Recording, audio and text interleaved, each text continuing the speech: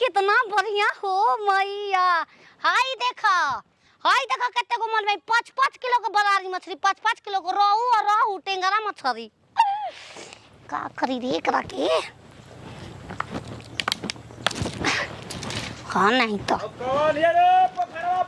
लेके चलनी घर सास माई गील हो जायन। छिनार रोटी बनाई मछली। रोटी मछली सुखाले खैबू सुखाले हाय के कर बताऊ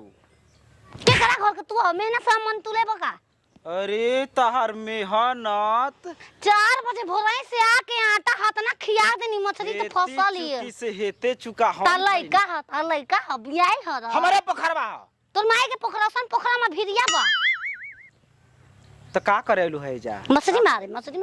मछली जिया लेला सुबह का तोरे में जिया लेला मछली हम के जिया ले लोग तंज रे अरे कम करवा। अरे लूर साउर से बोला समझ गेलू तोरे माई लूर सोल दे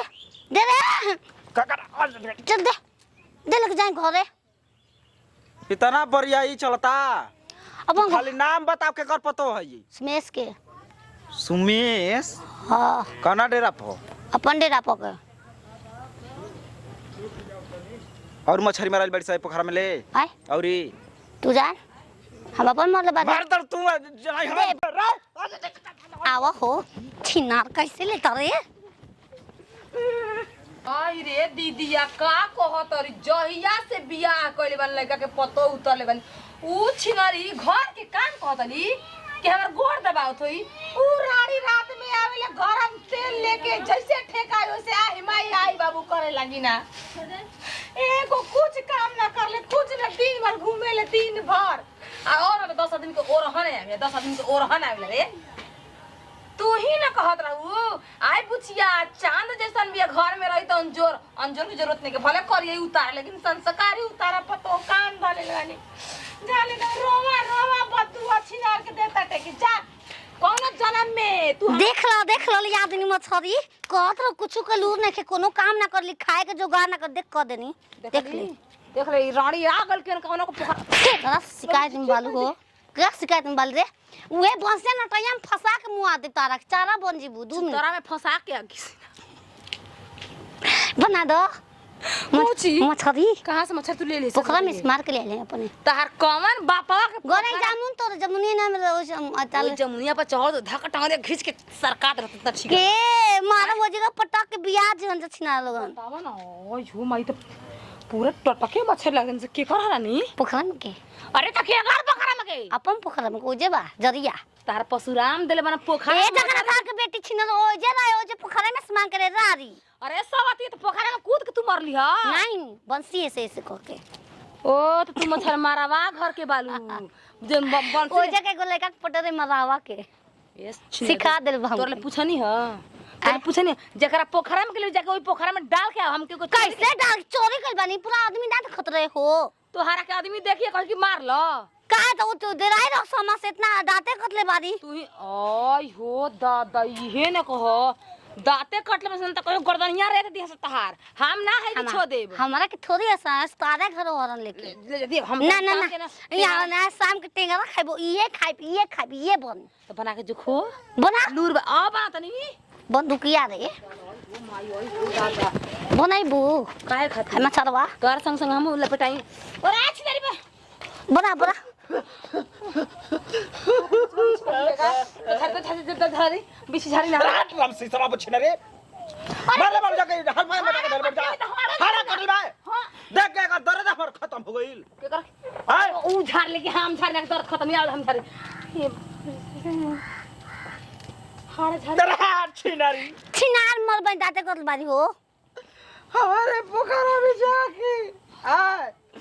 आए तारा मछली तू करे जाले काल बिया के जाने को मार के का कहले बे चले बिया के दूसरा मुबान का मछली गुजई मुबान का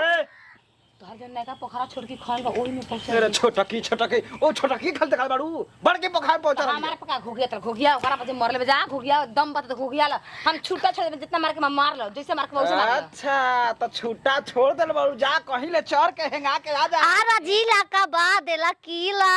आ राजीला का बाद दे कीला अपने से हारला हम इनकर से हार गइल बनी जइया से बिया भेल तइया से हम हार गइल बनी तू मार लो जैसे मर्जी वैसे मार लो इनके, हमारा जरूरत नहीं खे। कहो चल एगो मरद के रोआ के रखल बियाई आय तू एक के दिन में जान कर रोज माई आई छो आई छी दूर पकड़ेगा। चुप ला खून बहता भत्तार तू कतनी मोह लागता लइका लेखा बाल त कतला चुप ल दो गलौ। बताओ कि काम ठीक बा तू जानो ठीक नहीं कि मछली खा के मंगल के खाई ना हो तो कीन के पागल ये आम फरा रहेला आम पर आदमी देला मार के तोड़िए ले बेरा लगावे के बेरिया पनिया डाले के बेरिया पानी भगवान जी ने खन मुतत कम बा भगवान का सारा पहिदिया हे भगवान कौना अपन भातार के बियाइल होई कौना छतर बियाइल तहरा के छोड़ा अपन भातार के एकारा भातार के बुलाओ अबे मर गई का करबा सोहागे रात के ओकर बिहान में लइका चल गेल विदेश आवते नहीं के कथा उ रही त हम ना का करबा झेला त नहीं अकेला बेचारी छछना चोरिए चमारी न कोई करी क्या ले जा ए बच्चा ले जा ले जा बच्चा आज के बाद मछली बनी हमार घर ए द्वार पर भुजेंगे मछली चेतावनी कह देता नहीं चेतावनी दा मराठी दे दे चेतावनी चेता देता नहीं समझा दिया कटैलवा तार निंगा तार पोखरा के यार यार घेरा हम ओजे लाइन देब लाइन अरे उहे कमाओ तो हम करब जयबू हे तरह क के 10 यार के चल आंगा कुकुर लेके जानी कु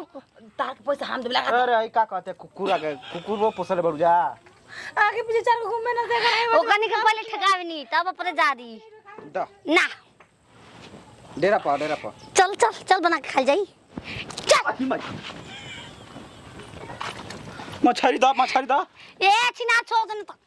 लसिया रे ए घर में ठहल हम लेबो सुना बकराज के बाद मछली खा ल बकराज के बाद मत आइहा कावा ओई पोखरा पर काए माने होता ना रुपया पैसा हम लगाई छिना ले जा सपार देतै तोरा के डसी मुर्गा जा आ तो धके जो छिना धके जो